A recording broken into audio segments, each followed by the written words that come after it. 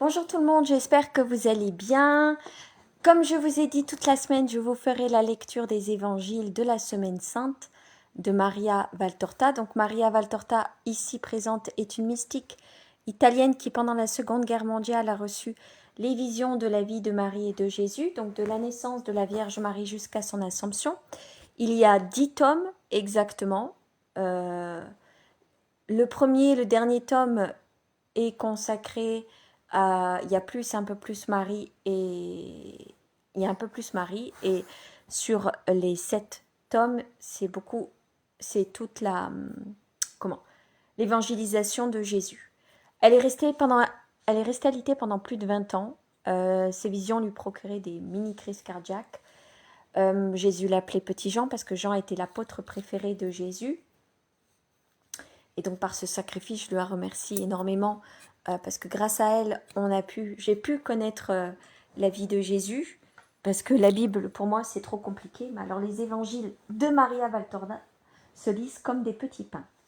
Donc, si j'ai le temps, aujourd'hui ou demain, je vous lirai la vision de Judas Iscariote qui va trouver les chefs du sang et de rein pour vendre Jésus.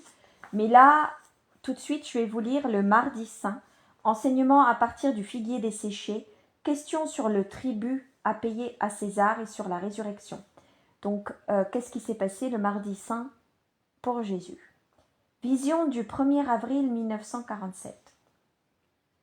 Ils sont sur le point d'entrer à Jérusalem, par le même sentier, à l'écart, qu'ils ont emprunté le matin précédent, comme si Jésus ne voulait pas être assiégé par la foule qui l'attend avant d'être arrivé au temple. En effet, on y accède facilement si l'on entre dans la ville par la porte du troupeau, proche de la probatique. Mais aujourd'hui, plusieurs des 72 disciples le guettent, déjà sur l'autre rive du Cédron, avant le pont. Et dès qu'ils le voient apparaître au milieu des oliviers vert-gris, dans son vêtement pourpre, ils viennent à sa rencontre. Une fois, tous réunis, ils prennent la direction de la ville. Pierre regarde en avant, vers le bas de la colline, pour voir s'il apparaît quelque personne mal intentionnée, comme il en a toujours le soupçon. Soudain, il aperçoit au milieu de la fraîche verdure des derniers pentes un amas de feuilles fanées qui pendent au-dessus de l'eau du Cédron, recroquevillées, mourantes. Elles montrent çà et là des taches qui ressemblent à de la rouille. On croirait se trouver devant le feuillage d'un arbre desséché par les flammes. De temps à autre, la brise détache quelques feuilles qui disparaissent dans les eaux du torrent. Mais c'est le figuier d'hier, le figuier que tu as maudit, s'écrie Pierre en montrant le figuier sec et en tournant la tête pour parler au maître. Tous accourent, sauf Jésus, qui avance de son pas habituel. Les apôtres racontent aux disciples ce qui s'est passé et tous ensemble commentent en regardant Jésus avec stupéfaction. Ils ont vu des milliers de miracles sur les hommes et les éléments, et celui-ci les frappe plus que les autres. Une fois arrivé sur place, Jésus sourit en voyant les visages abasourdis et craintifs. « Et quoi? Êtes-vous tellement ébahis qu'à ma parole, un figuier se soit desséché? Ne m'avez-vous donc pas vu ressusciter des morts, guérir des lépreux, rendre la vue à des aveugles, multiplier des pains, calmer les tempêtes, éteindre le feu, et vous vous étonnez de voir un figuier desséché? Ce n'est pas pour le figuier, mais hier, il était robuste, comme tu l'as maudit, maintenant il est sec. Regarde, il est friable, comme de l'argile sèche. Ses branches n'ont plus de moelle. Elles tombent en poussière. Et Barthélemy réduit en poudre entre ses doigts des branches qu'il a facilement cassées. Elles n'ont plus de moelle, tu l'as dit. Or, ce qui vaut d'un arbre peut s'appliquer à une nation ou à une religion quand il ne reste que l'écorce, dure et les feuillages inutiles, c'est-à-dire la férocité et un aspect extérieur hypocrite. C'est un signe que la mort est là. La moelle blanche et pleine de sève correspond à la sainteté, à la spiritualité. L'écorce dure et le feuillage inutile à l'humanité, dépourvu de vie spirituelle et de justice. Malheur aux religions qui deviennent humaines parce que leurs prêtres et leurs fidèles n'ont plus l'esprit vital. Malheur aux nations dont les chefs ne sont que férocité, verbosité, tapageuse, dépourvue d'idées fécondes. Malheur aux hommes qui n'ont plus de vie spirituelle.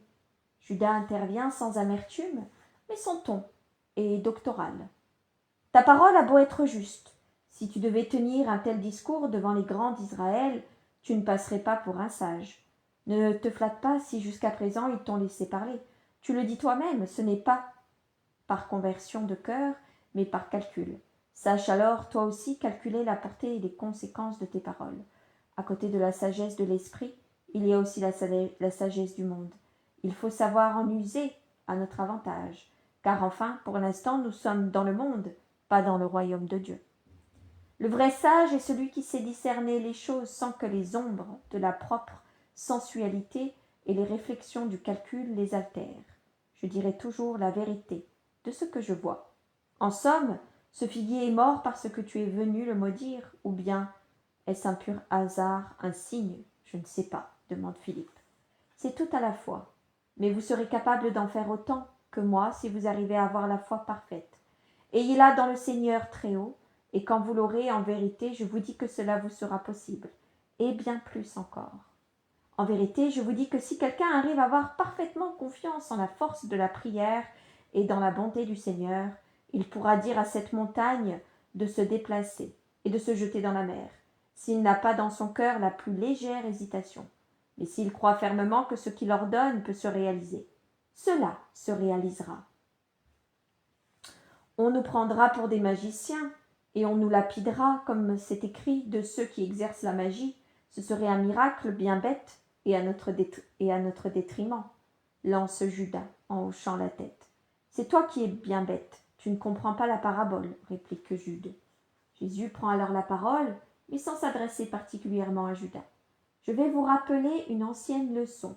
Quoi que vous demandiez par la prière, ayez pleinement confiance, et vous l'obtiendrez. Mais si, avant de prier, vous avez quelque chose contre quelqu'un, commencez par lui pardonner, et faites la paix afin d'avoir pour ami votre Père qui est dans les cieux, qui vous pardonne tant et vous comble tant du matin au soir et du couchant à l'aurore. Ils entrent à l'intérieur du temple, et les soldats de l'Antonia les regardent passer. Ils vont adorer le Seigneur, puis reviennent dans la cour où les rabbis enseignent.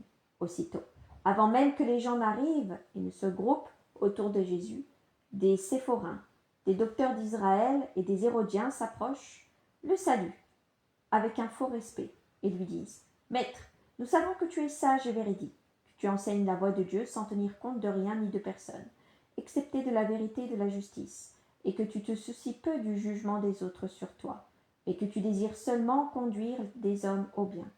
Alors dis-nous, est-il permis de payer le tribut à César ou non?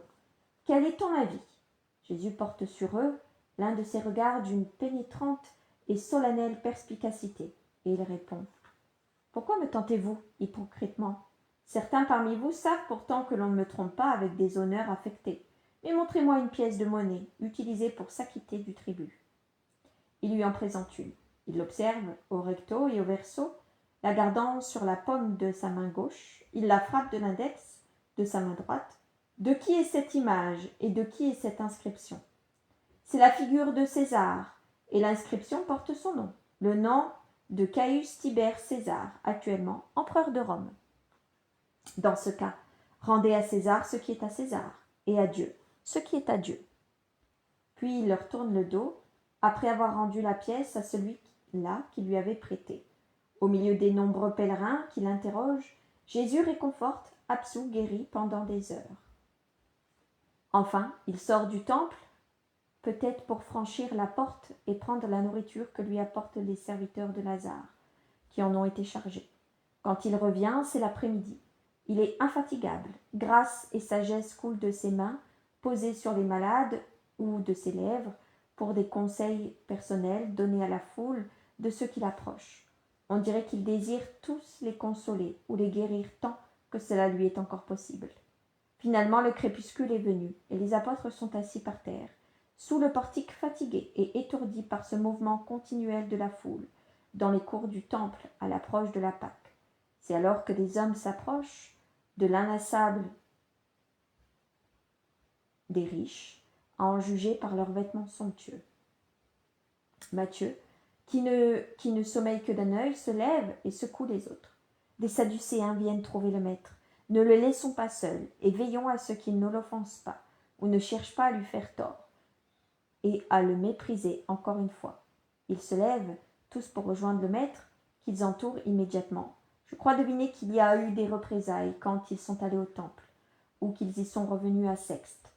Après avoir rendu honneur à Jésus, avec des courbettes exagérées, ils lui disent « Maître, tu as répondu si sagement aux Hérodiens que le désir nous est venu d'obtenir nous aussi un rayon de lumière.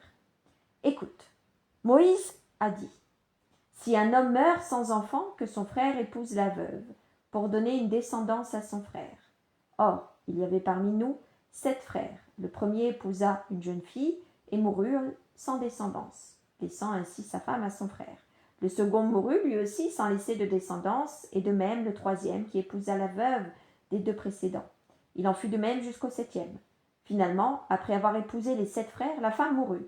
Alors dis-nous, à la résurrection des corps, s'il en est vrai que les hommes ressuscitent et que notre âme survit et s'unit de nouveau au corps au dernier jour, pour reconstruire les vivants, lequel des 7 frères aura la femme pour épouse, puisqu'ils l'ont eu tous les 7 sur la terre? Vous êtes dans l'erreur, vous ne savez comprendre ni les Écritures ni la puissance de Dieu. L'autre vie sera radicalement différente de celle-ci, et les nécessités de la chair n'existeront pas dans le royaume éternel, comme dans celui-ci. En vérité, après le jugement final, la chair ressuscitera et se réunira à l'âme immortelle, pour refaire un tout qui vivra comme et mieux que ne le font actuellement ma personne et la vôtre. Mais elle ne sera pas sujette aux lois et surtout aux pulsions et aux abus qui existent maintenant. À la résurrection, les hommes et les femmes ne se marieront pas, mais ils seront semblables aux anges de Dieu dans le ciel, qui ne se marient pas, mais vivent dans l'amour parfait, qui est divin et spirituel. Quant à la résurrection des morts, n'avez-vous pas lu comment Dieu a parlé à Moïse dans le buisson? Qu'a dit alors le Très-Haut? Je suis le Dieu d'Abraham, le Dieu d'Isaac, le Dieu de Jacob. Il n'a pas dit « j'ai été » pour faire comprendre qu'Abraham, Isaac et Jacob avaient existé et n'existaient plus. Il a dit « je suis », car Abraham, Isaac et Jacob existent. Ils sont immortels comme tous les hommes dans leur partie immortelle, tant que les siècles dureront, puis avec leur chair ressuscitée pour l'éternité. Il existe comme existaient Moïse, les prophètes, les justes, comme malheureusement existe Caïn, ainsi que les hommes du déluge, les sodomites et tous ceux qui sont morts en état de péché mortel. Dieu n'est pas le Dieu des morts, mais des vivants. Est-ce que toi aussi tu mourras et tu retrouveras la vie? Demande-t-il pour le tenter. Ils sont déjà las de devoir se montrer doux. Leur haine est telle qu'ils ont du mal à se contenir. Je suis le vivant, et ma chair ne connaîtra pas la décomposition. L'arche nous a été enlevée, et l'actuelle connaîtra le même sort, même comme symbole. Le tabernacle nous a été enlevé et sera détruit, mais le vrai temple de Dieu ne pourra être ni enlevé ni détruit.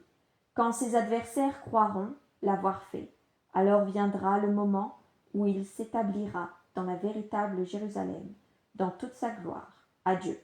Et il se hâte vers la cour des Juifs, car les trompettes d'argent appellent au sacrifice du soir. Alors après Jésus prend la parole, mais ça je ne vous le lis pas, je vous laisserai le découvrir ce que Jésus dit à Maria Valtorta dans l'Évangile. Je vous lis le mardi avant Pâques de nuit avec les apôtres à Gethsémani. Cette vision du 7 mars 1945. Vous avez entendu aujourd'hui des païens et des juifs parler, et vous avez vu comment les premiers se sont inclinés devant moi, et comment les seconds pour un peu m'auraient frappé. Toi, Pierre, tu allais en venir aux mains, en les voyant envoyer contre moi des agneaux, des béliers et des bouvillons, pour me faire tomber par terre dans les excréments. Toi, Simon, qui as beau être prudent, tu as insulté les membres les plus haineux du Sanhédrin, qui me poussaient impoliment, en me lançant « Écarte-toi, démon !» Laisse passer les envoyés de Dieu. Et lorsque Sadoc, avec un ricanement méprisant, a foncé sur moi en lançant intentionnellement son lourd char contre moi. Toi, Jude, mon cousin, et toi, Jean, mon préféré, vous avez crié et vous m'avez protégé. Le premier en attrapant le cheval par la bride, et le second en se mettant devant moi pour recevoir le choc des brancards du char. Je vous remercie de votre amour qui vous pousse à vous élever contre ceux qui outragent l'homme désarmé. Mais vous verrez bien d'autres affronts et d'autres actes de cruauté. Quand cette lune reviendra dans le ciel pour la seconde fois, après ce soir, les offenses qui pour le moment sont verbales ou à peine ébauchées, quand elles sont matérielles, deviendront concrètes et plus nombreuses que les boutons que portent actuellement les arbres fruitiers et qui ne cessent de se multiplier dans leur hâte de fleurir. À votre grande stupéfaction, vous avez vu un figuier desséché et toute une pommeraie sans fleurs. Le figuier, comme Israël, a refusé de restaurer le Fils de l'homme, et il est mort dans son péché. La pommeraie, comme les païens, attend l'heure que j'ai annoncée, aujourd'hui, pour fleurir et faire disparaître le dernier souvenir de la férocité des hommes, par la douceur des fleurs qu'ils répandront sur la tête et sous les pieds du vainqueur. Quelle heure, maître demande Matthieu. Tu as tant parlé aujourd'hui, je ne me rappelle pas bien, et je voudrais me souvenir de tout. S'agit-il de l'heure du retour du Christ? Là aussi tu as parlé de branches qui deviennent tendres et s'habillent de feuilles. Mais non, s'écrie Thomas. Le maître parle comme si cette conjuration qu'il attend était imminente. Comment donc ce qu'il dit précéder son retour peut arriver en si peu de temps? Guerre, destruction, esclavage, persécution, l'évangile prêché dans le monde entier, la dissolution de l'abomination de la maison de Dieu, et puis des tremblements de terre, des pestes, des faux prophètes, des signes dans le soleil et dans les étoiles. Tout cela me demande des siècles. Il serait frais, le maître de la pommeraie, si son jardin devait attendre aussi longtemps pour fleurir. Il ne mangerait plus des pommes parce que ce serait la fin du monde, commente Barthélemy. Alors Jésus explique. Pour que la fin du monde arrive, une simple pensée de Dieu suffirait, et tout retournerait au néant. Par conséquent, cette pommeraie pourrait avoir peu de temps à attendre, mais tout se passera comme je l'ai dit. Il faudra donc des siècles pour que tout advienne, jusqu'au triomphe et au retour du Christ. Alors, quelle est cette heure? Moi, je la connais, dit Jean, en pleurant et en étreignant Jésus. Je la connais. Ce sera après ta mort et ta résurrection. Pourquoi pleures-tu? S'il doit ressusciter, plaisante Judas. Je pleure parce qu'auparavant il doit mourir. Ne te moque pas de moi, démon. Je comprends, et je ne peux pas penser à cette heure. Maître, il m'a traité de démon. Il a péché contre son compagnon. Jésus réplique. Judas, es-tu sûr de ne pas le mériter? Alors ne te fâche pas de sa faute. Moi aussi on m'a appelé démon, et on m'appellera encore ainsi. Mais tu as dit que celui qui insulte son frère et coupe. Silence! Que devant la mort finissent enfin ces accusations odieuses, ces disputes et ces mensonges. Ne troublez pas celui qui meurt. Pardonne-moi, Jésus, murmure Jean. J'ai senti quelque chose qui se révoltait en moi, en entendant son ricanement, et je n'ai pu me contenir. Jean et Jésus sont enlacés poitrine contre poitrine, de sorte que le premier pleure sur le cœur du second. Ne pleure pas, je te comprends. Laisse-moi parler. Mais Jean refuse de se détacher de Jésus, même quand celui-ci s'assied sur une grosse racine qui dépasse. Il garde un bras derrière le dos de Jésus et l'autre autour de sa poitrine, la tête appuyée sur son épaule, et il pleure sans bruit. Seul brille au clair de lune ces larmes qui tombent sur l'habit pourpre de Jésus. On dirait des rubis, gouttes de sang, pâles, frappées par la lumière. Vous avez entendu aujourd'hui des Juifs et des païens parler. Vous ne devez donc pas vous étonner si je vous dis « De ma bouche est sortie la justice, une parole qui ne viendra pas sans effet. » Ou encore et toujours avec Isaïe, au sujet des païens, qui viendront à moi après que j'aurai été élevé de terre. Tout genou fléchira devant moi, toute langue jurera par moi, et lorsque vous aurez remarqué les manières des Juifs, vous reconnaîtrez qu'il est facile de dire sans crainte de se tromper, que me seront amenés tous ceux qui, sans honte, s'opposent à moi. Mon Père n'a pas fait de moi son serviteur dans le seul but de faire revivre les tribus de Jacob et de convertir ce qui reste d'Israël, les fameux restes. Il m'a établi comme lumière des nations, afin que je sois le sauveur de toute la terre. C'est pour cela qu'en ces 33 années d'exil, loin du ciel et du sein du Père, j'ai continué à croître en grâce et en sagesse auprès de Dieu et des hommes jusqu'à atteindre l'âge parfait. Et pendant ces 3 dernières années, après avoir brûlé mon esprit et mon âme au feu de l'amour et les avoir trempés au froid de la pénitence, j'ai fait de ma bouche une épée acérée.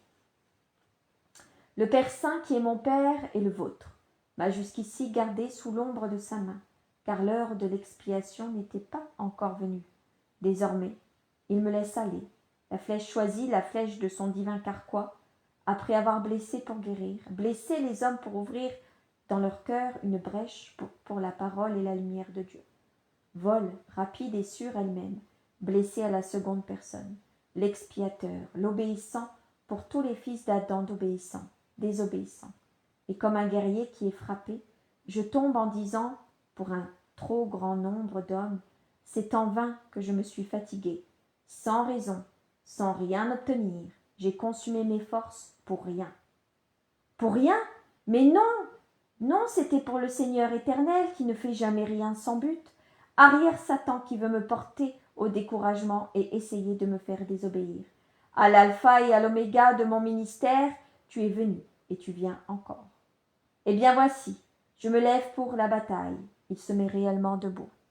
Je me mesure à toi et je me le jure à moi-même. Je vaincrai. Ce n'est pas de l'orgueil de le dire, c'est la vérité.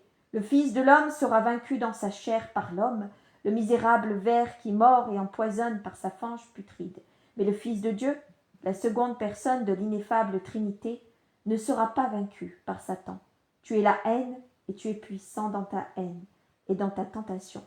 Mais j'aurai pour m'assister une force qui t'échappe, car tu ne peux l'atteindre et tu ne peux l'arrêter. L'amour est avec moi. Je sais quelle torture inconnue m'attend, non pas celle dont je vous entretiendrai demain pour que vous sachiez que rien de ce que l'on faisait ou entreprenait pour moi ou autour de moi, que rien de ce qui se formait en vos cœurs ne m'était inconnu. Mais l'autre torture, celle qui m'est affligée au Fils de l'homme, par des lances ou des bâtons, par des railleries et des coups, mais par Dieu lui-même. Rares sont ceux qui sauront ce que réellement elle aura d'atroce, et encore plus rares ceux qui en admettront la possibilité. Mais dans ce supplice, où il y aura 2 principaux tortionnaires, Dieu par son absence, et toi, démon, par ta présence, la victime aura avec elle l'amour. L'amour vivant dans la victime, force première de sa résistance à l'épreuve, et l'amour dans le consolateur spirituel. Déjà, celui-ci agite les ailes d'or dans son impatience de venir essuyer mes sueurs et recueillir toutes les larmes des anges dans la coupe céleste. Il y délie le miel des noms de mes rachetés et de ceux qui m'aiment pour adoucir par cette boisson la grande soif du torturé et son amertume sans mesure. Et tu seras vaincu, démon. Un jour, en sortant d'un possédé, tu m'as dit « J'attends pour te vaincre que tu sois une loque de chair sanglante. » Mais moi, je te réponds « Tu ne m'auras pas, c'est moi le vainqueur. Ma fatigue était sainte, ma cause est auprès de mon Père. Il défend l'œuvre de son Fils. Il ne permettra pas que mon esprit fléchisse. Père, je te le dis dès maintenant, pour cette heure atroce, entre tes mains, j'abandonne mon esprit. Jean, ne me quitte pas. Vous autres, allez, que la paix du Seigneur soit là, où Satan n'est pas l'hôte. Adieu. » Et alors, les visions prennent fin. Et voilà, je vous ai lu la partie du mardi saint. Soit ce soir, soit demain, je vous lirai, je verrai selon le temps. Judas Iscariote va trouver les chefs du Sanhédrin. C'est bien avant toute la semaine sainte. C'est bien avant le dimanche des Rameaux. Je vous lirai la prochaine fois. Ou ce soir ou demain. Bonne soirée. À cette nuit, 3h du matin pour l'adoration du carême. Ou à demain, 13h pour les chapelets, prières et neuvaines. Bisous. Que Dieu vous accorde sa paix, Jésus et Marie, leur miséricorde et leur amour, et que les anges vous accompagnent.